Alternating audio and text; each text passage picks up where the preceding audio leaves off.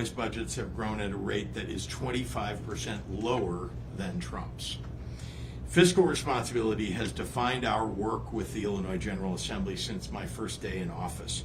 Since then, Illinois has secured 9 credit upgrades from S&P and Moody's and Fitch, taking us back to A-level ratings. Our pension funded ratio is now improving every year, and the rainy day fund is at record highs. Illinois' progress is real, and the financial bond houses have noticed. When it comes to responsible fiscal stewardship, we're not resting on our laurels, though. This budget addresses the Tier 2 pension Social Security safe harbor fix, which will now begin in FY26. For a third time since I took office, we are funding above the required pension payment to create a $75 million reserve fund for the expected costs associated with maintaining the Social Security wage base. With this fix going into effect, we're protecting our taxpayers and state workers from future shortfalls that could cost the state much more. This budget also adds another $161 million to our rainy day fund, which will have almost $2.5 billion in it by next June. Growing the economy at a faster rate is an enormously important component of improving our state's finances. That's why this budget focuses on lowering the cost of living, attracting and growing new businesses, and getting better educational outcomes to improve the jobs and wages for Illinois families. Reading scores for Illinois' 8th graders are now 2nd highest in the nation, and math scores are 5th highest in the nation. That's why we are continuing to grow our investments in evidence-based funding in education by $300 million this year and in community colleges and universities. We've brought down the cost of health care for hundreds of thousands more working families with our medical debt relief program and with the Prescription Drug Affordability Act. And we're attracting home builders and jobs by transforming abandoned state properties into shovel-ready sites for new homes and businesses with our Surplus to Success program. The budget also continues our investments in quality childcare, modernizing roads and bridges, and expanding job training. That's hard to do while balancing the budget, but we did. Not everyone can say that. The Trump administration is spending wildly on tax cuts for their wealthy friends, while the Republicans in Congress are voting to gut health care and food assistance for working parents, for seniors, and children. The Trump slump is affecting the entire nation. Our neighbors in Iowa are dipping into their rainy day fund, and Indiana is making major cuts to higher education and health care. While the Trump administration goes on Fox News lying about being fiscally responsible, Illinois is showing a better way, balancing the budget while maintaining the programs that most people rely on. With rising gas prices across the nation and Trump tariffs taking a bite out of everyone's wallets, our General Assembly and I are working together to make life more affordable for working families. So it's now my great pleasure to introduce a champion for responsible governing, our great Lieutenant Governor Juliana Stratton. Hello, everyone. Well, before I begin, I do want to celebrate the leader that we have in Governor JB Pritzker. Time and time again, he has stood strong on behalf of the people of Illinois. Through hard work, dedication, and a relentless commitment to be on the right side of history, Governor Pritzker is leading us toward a brighter future for all. Thank you, Governor, for your leadership. In the interest of time, I will echo the governor's appreciation for everyone, Speaker Welch, President Harmon, the budgeteers, and our partners in the General Assembly who came together to push through difficult times to deliver our 7th consecutive balanced budget. And of course, to my team in the Office of the Lieutenant Governor, thank you for walking by my side. Former President Barack Obama once said, "Change will not come if we wait for some other person or some other time. We are the ones we've been waiting for. We are the change that we seek. 7 years ago, Illinois was in desperate need of a guiding hand. When our administration came into office, we made a promise to working families that we would deliver clarity and leadership without sacrificing respect for the people who call Illinois home. As the years have gone on, we have faced unimaginable challenges and global heartbreak. Through each storm, Illinois has emerged intact. I have to think that our resilience is strengthened because Governor Pritzker and I chose to anchor our work in the real needs of real people. I recognize that we are celebrating this budget against a backdrop of uncertainty. In less than 6 months, the Trump administration has encouraged lawlessness, chaos, and a vile spew of hatred. They have inflamed tensions and made every effort to drive a wedge between American people and American values. It's no secret that because of their actions, we have been forced to respond to manufactured crises, sacrificing crucial time, attention, and resources that should be going to hard-working Illinoisans. You've heard both me and Governor Pritzker describe a budget as a moral document, and there's never been a clearer demonstration of that truth in this moment. If you hold Illinois' budget up against the federal budget proposed by congressional Republicans, you can see where our priorities lie. The Pritzker-Stratton administration is increasing access to higher education and ending preschool deserts. Trump has gutted all facets of the Department of Education. The Pritzker-Stratton administration is listening to business owners and getting sites ready for new developments. Trump is playing a game of chicken with his own tariffs and tanking markets as he goes. The Pritzker-Stratton administration is putting an end to predatory healthcare practices and erasing medical debt. Trump is putting an end to more than 14 million Americans' access to healthcare. In Illinois, we are investing in humanity. Trump's White House is investing in reckless irresponsibility. The truth is that no state is going to be able to fill every hole that the federal government chooses to dig. But we are in the best possible position to keep our communities upright and steady, thanks to the fiscal discipline and wholehearted compassion that has defined our time in office. I am so proud to be a part of this chapter in Illinois' story, because while the road ahead may be dark and winding, we are not waiting for someone else to deliver change. Illinois has become a beacon in the nation in this moment because Illinois is delivering the change that every American deserves to see.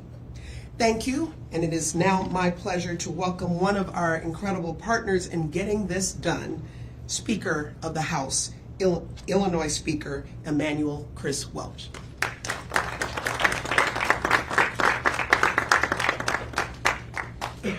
Good morning, everyone. Good morning. Thank you, Lieutenant Governor. Thank you, Governor. It's always an honor and a privilege to stand here with you for this occasion.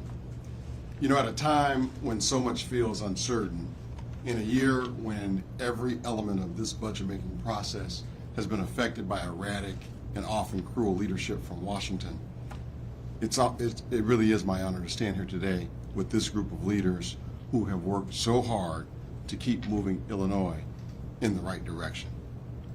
While Washington is trying to strip health care from millions of Illinoisans, we're investing in our safety net hospitals.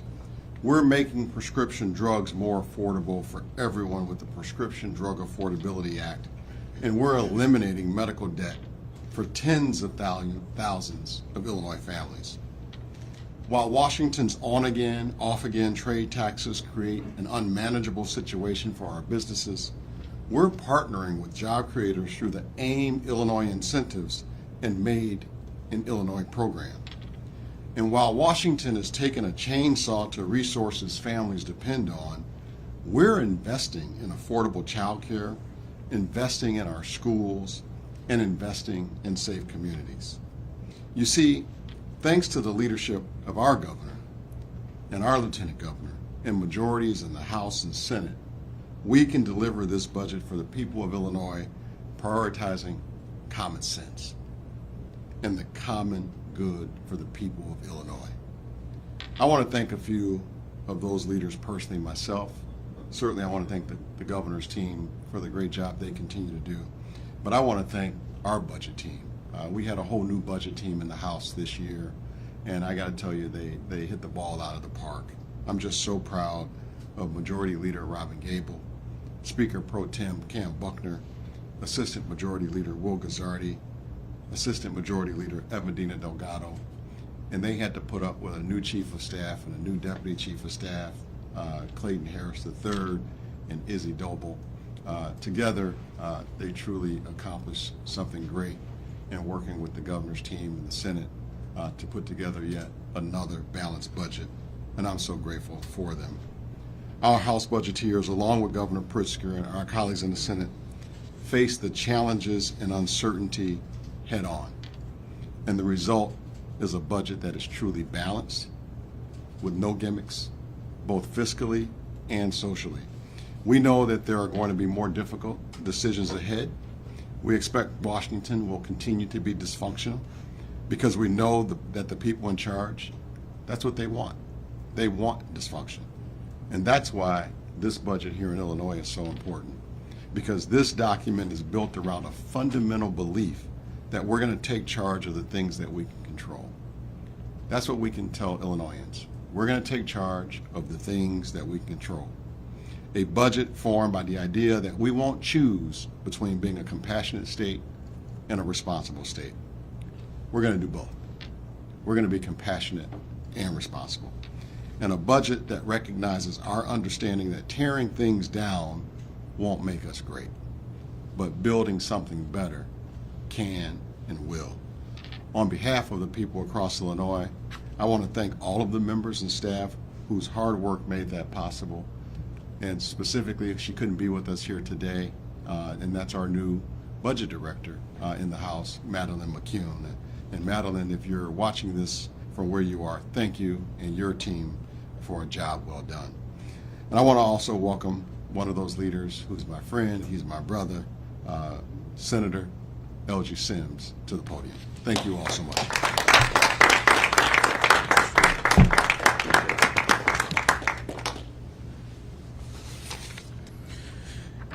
You know, you have heard me, again, thank you for being here. My name is L.G. Sims. I have the honor and privilege of being State Senator of Illinois 17th District. You've heard me say before what a difference a governor makes. 7 balanced budgets. Imagine that in a time of uncertainty, in a time like this. But I would be remiss if I did not pause for a moment to lift up our colleagues in Minnesota.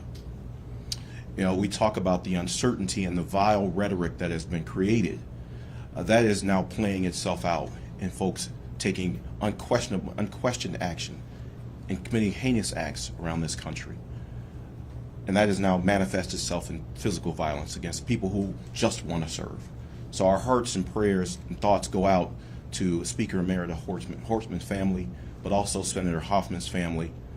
We continue to lift them up because violence has no place in our public discourse. And that's why we continue to, in Illinois, continue to lift up, and even when we disagree, we are able to be disagreeable civilly. It's because we don't agree across the aisle, and sometimes we don't agree on the same side of the aisle on budget items, but we can do so in a way that lifts people up. This budget is not about tearing people down. It is about lifting people up. It's about lifting communities up. You've heard a number of the investments we've made, investments in education, investments in healthcare. You know, a budget is just that. It's a statement of our priorities. But you continue to, it's not the numbers on a page are not just numbers on a spreadsheet. They're lives. They represent people's lives. We are lifting people up. We are making sure we continue to close the wage gap. We continue to make sure that we run right towards the challenges facing in our communities. That's why you see investments in our continued investments in our child tax credit, historic investments in education. You know, there are folks who have decried the spending that we have done in Illinois. as overspending. Well, we lean into that as investments in our communities. So I want to thank Governor Pritzker and his team, Lieutenant Governor Stratton, and our amazing colleagues in the House who worked with us to pass a budget that's good for all corners of the state of Illinois. But I would be remiss if I did not thank our leader, Senate President Don Harmon, who listens to all segments of our caucus, who lifts up all segments of our caucus to make sure that every voice is heard, that every one of our members has a seat at the table. And that's why I also want to thank our tremendous budget team. Leader Omar Aquino, Senators Chris Belt and Michael Halpin, Senator Selena Villanueva, who were there every step of the way, helping us to craft a budget that was good for the state of Illinois. And again, I would be remiss if I did not thank our new budget director and his team, Dylan Santoni, who did an amazing job to lift up the work that we were doing. He and his team and our tremendous staff did yeoman's work in working with the governor's office and our House colleagues to make sure that this budget was balanced, it was forward-thinking, and it braces us for the uncertainty coming. And we know that there is uncertainty coming, but we are prepared because that's why this budget allows us to do that. And now it gives me great pleasure to bring to the podium my colleague, my friend, my former seatmate in the Illinois House of Representatives, Leader Robin Gable.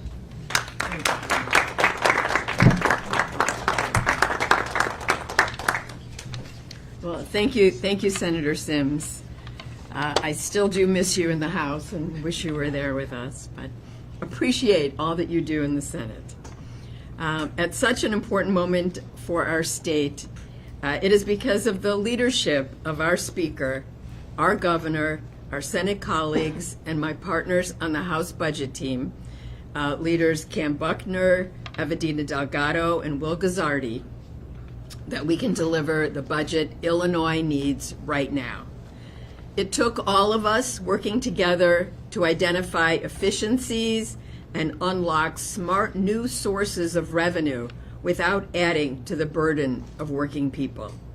It took all of us to balance our priorities and make smart investments in things that will make people's lives better, from affordable health care to business growth to safe communities. We all see the challenges that shape this budget, and we know that they are the same challenges working people across Illinois are facing because of a president and a Congress that have stopped working for any of us.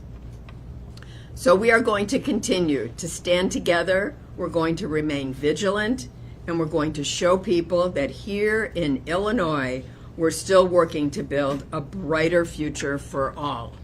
You know, we always keep in mind the Constitution, and for me, when we're preparing the budget, which is a moral document, as we have said, and I always look at the preamble of the Constitution. There are some things in there that I feel lead us to do the best we can with our budget. And the preamble states that we are to provide for the health, safety, and welfare of the people. We are to maintain a representative and orderly government. We are to eliminate poverty and inequality. We are to assure legal, social, and economic justice. We are to provide opportunity for the fullest development of the individual and to secure the blessings of freedom and liberty to ourselves and our posterity. So this budget is a step forward towards meeting the goals of our Constitution. And I thank our team so much for working together. It is now time for our governor to sign the bill.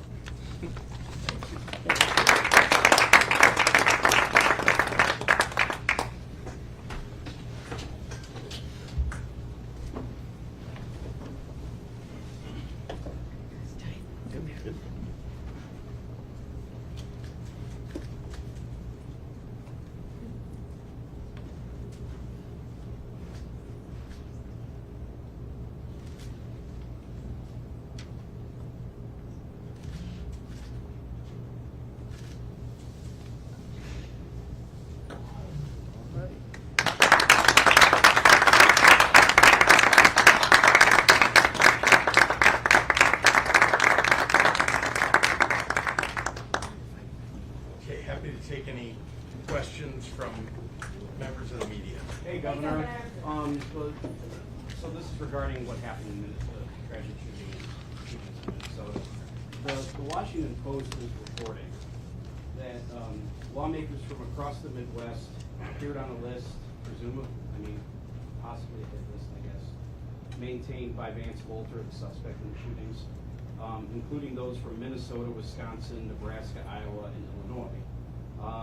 Have you been notified whether you or any of the lawmakers up here been notified whether you all were on the list?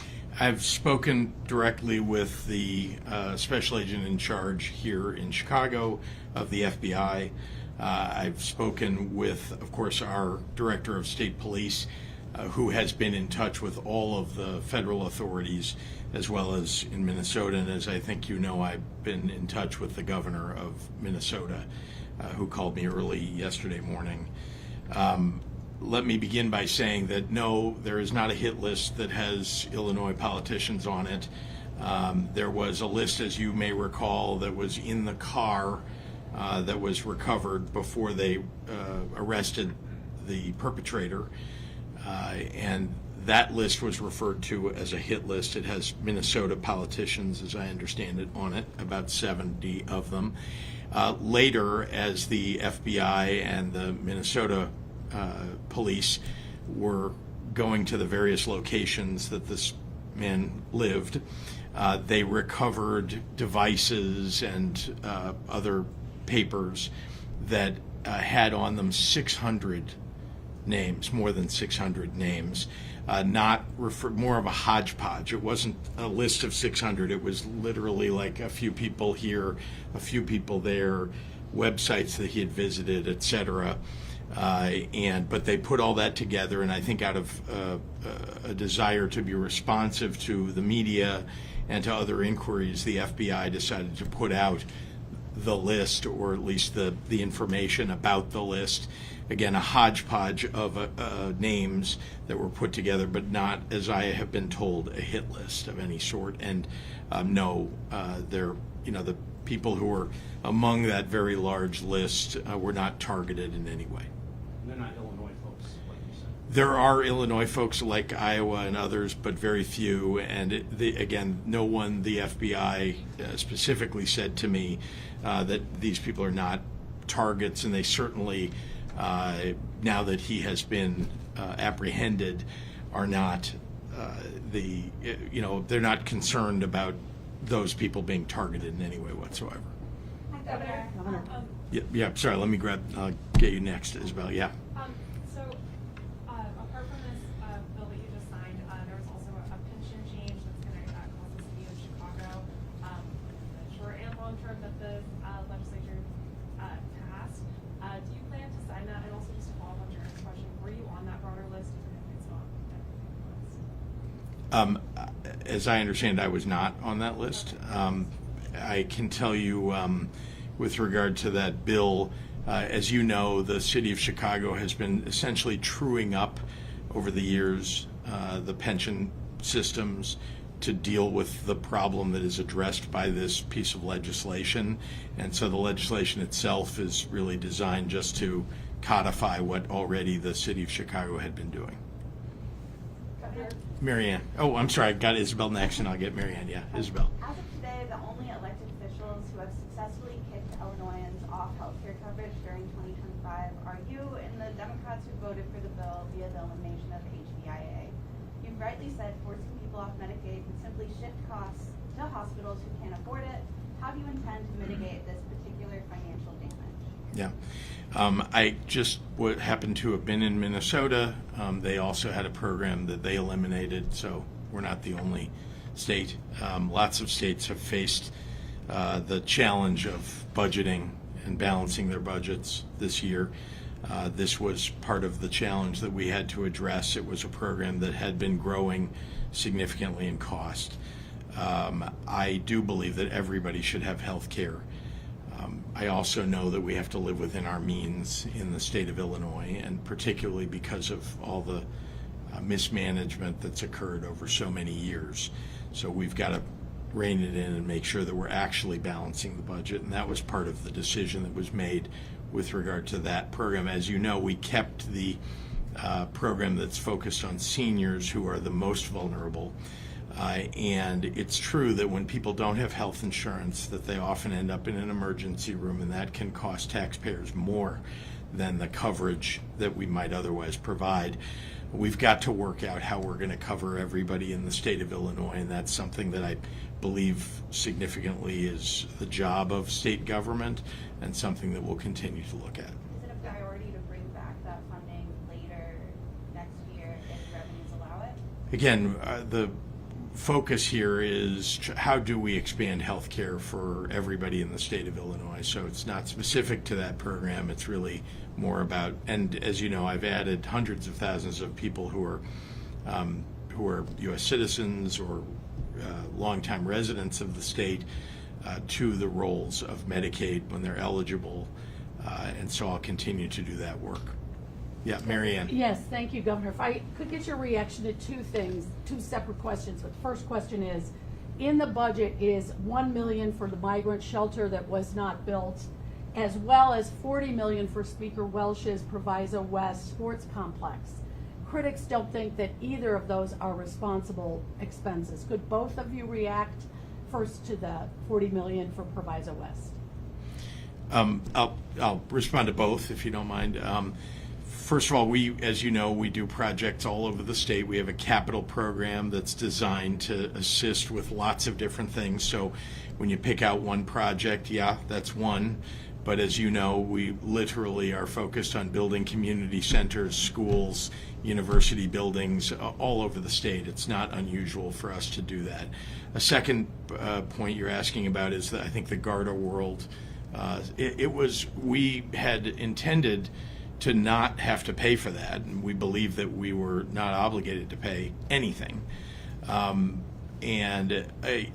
Garda World decided to take their case to the Court of Claims, and rather than go through the entire process, there was a settlement that was reached over it, and that was $1.3 million, which, to be honest with you, when you consider, the total amount that was being spent to prepare that site, not something that, as you, I think, remember, not something that we were encouraging, but that when you consider the total amount that was being spent to prepare that site, that settlement seemed like as good a deal as we could get in a settlement agreement.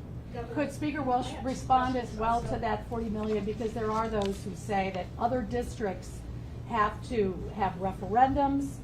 They have to have the taxpayers come forward and say, yes, we want this, and yet the state is going to build this for just your school district. Mary Ann, thank you for the question. And as you and I talked shortly after session ended, this is a regional project that's not only going to help my community in Proviso Township and Proviso West High School, which I'm extremely proud of, being a graduate of Proviso West High School. It's going to help Cook County, it's going to help DuPage County. It's going to be a major transformational economic development tool for that entire region. It's going to help hotels, it's going to help restaurants, it's going to help communities build new housing, because sports complexes drive economic development. It's happening all over the state, it's happening all over the Midwest in Indiana, Illinois, Michigan, Wisconsin, and I'm really proud of that. I'm also proud of the fact that if you look in this budget and in previous years' budgets, there are other regional projects that are in the budget. As we talked a couple of weeks ago, there's $30 million in there for a bridge in Kane and McHenry County. There's $33 million over a couple of budgets for a sports complex in Tinley Park.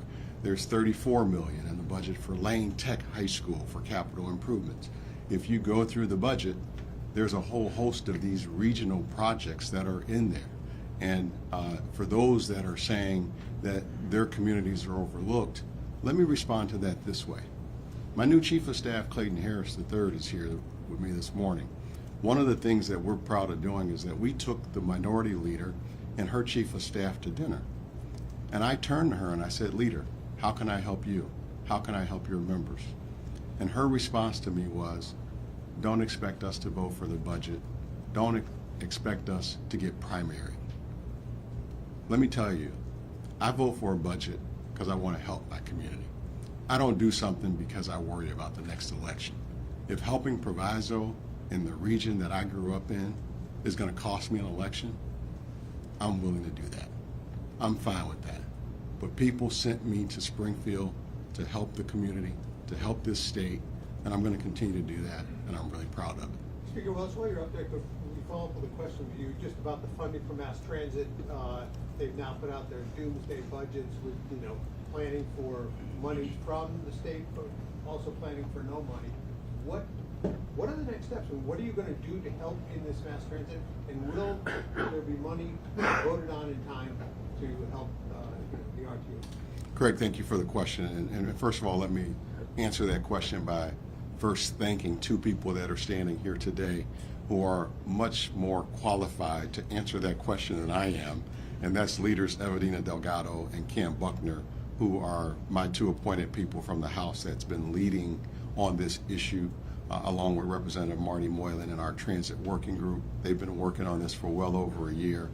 I think they are, I call them transit junkies, transit geeks, transit wonks, you name it, they know transit. And they have been leading on this effort. From day one, we have said that reforms have to come before funding. The House has been insistent that reforms have to come before funding. And we are close on reforms, but we're not there yet. And so we don't want to continue to talk about this in 5 years and 10 years and 15 years because the system continues to be a failing system. We want to get it right. We want to continue to address what we're hearing from commuters. We want to address ridership concerns. We want to address safety. We want to address management issues.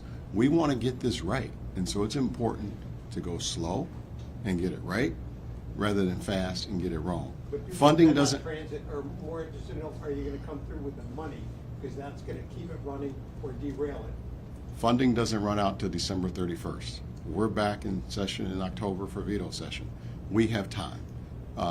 The folks that are in charge of those agencies know that the funding is there to December 31st. They're in charge of being responsible and efficient with the resources they have. We're going to continue to do our part. We have some very hard-working people that's working around this thing, and I believe we'll get it done.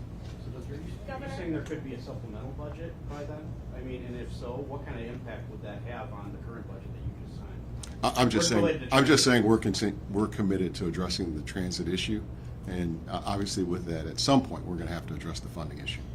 And just to answer that question, it's not a budget issue. This, I know people like to think of it because there's money involved and it's going to get spent, but actually it's not a state budget issue, the transit issue. It's really a separate matter entirely, even though there will be. I'd also like just to point out that there are a lot of contributors to the solution here. I know there are people who say, well, this is the cliff and here's the amount of money and what is the state going to do to fill that gap? And the answer is not that the state is solely responsible for filling that gap. There are lots of sources, right? The counties where there are residents who are affected, the city of Chicago, Cook County, too, and the riders themselves, as well as the efficiencies that need to be brought to the system. And you have to put all of that together and determine how much money the state should be putting forward. And I think that, I just want to point out that everybody's focusing only on the state when actually there's a whole lot to put together here. So, Shia. Can you talk about, given Donald Trump's message on Truth Social late last night, what would Illinois do if ICE were to enlist the National Guard? Like, how can you prevent it? And the second question, and we're going to talk about what you went to in Minnesota on Friday. Can you share a little bit about that? Sure. Let's talk about ICE and the National Guard. First, our Attorney General has joined the lawsuit that has been filed with regard to calling out the National Guard in California.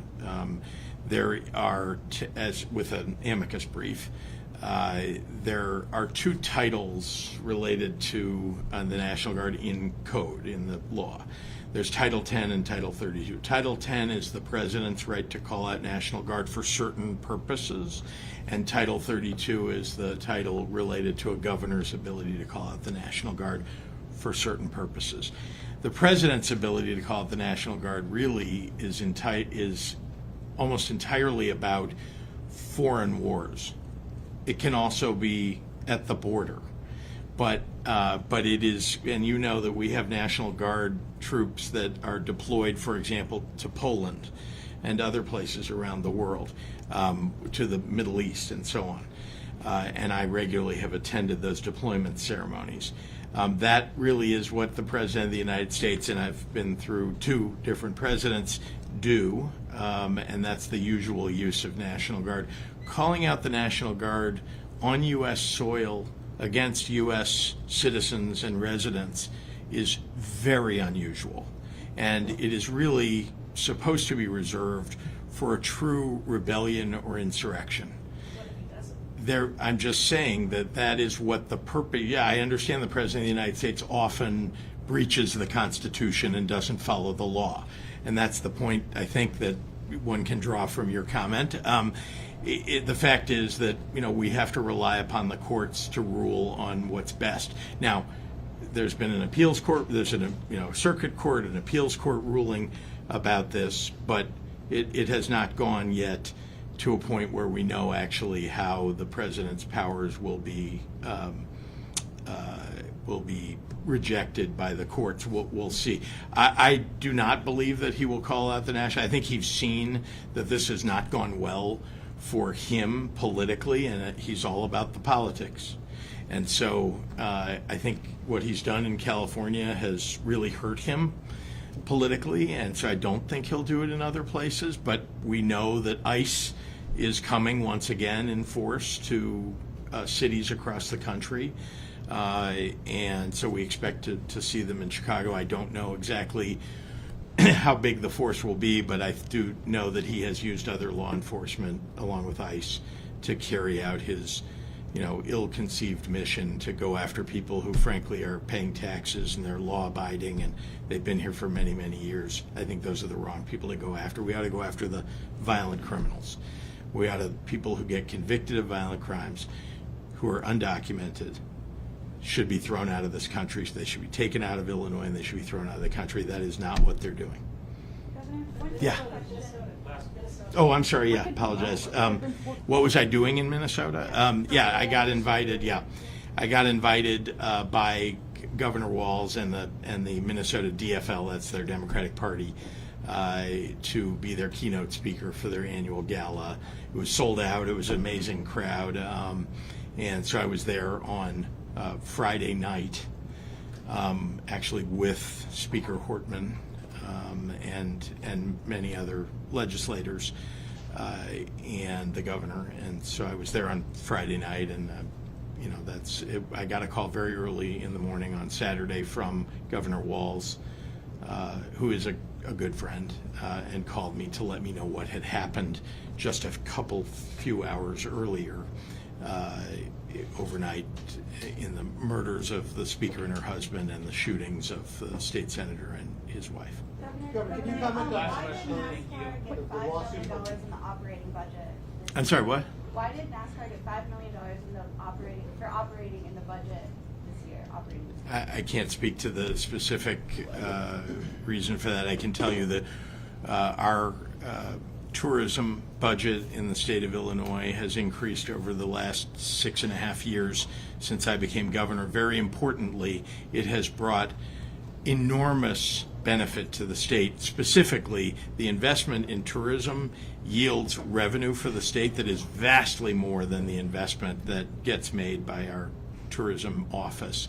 And so I'm proud of the work that we've done, and we're going to continue to make investments there. I'm going to get Craig because he was. Now joined Yep. the lawsuit over the assault weapons ban and whatnot. Can you comment on that and why are they wrong in getting involved with this? Look, change of administration, that's their, this is their, they obviously don't understand the damage that's being done across the country where there are no assault weapons bans, and they have paid zero attention to the fact that in the 90s, when there was a national assault weapons ban, the number of killings went down significantly. And so they're wrong-headed on so many things, but this is yet another of those. Thank you all very Governor, we haven't much. heard your thoughts on Mike Madigan, his sentence. There's about 6 questions.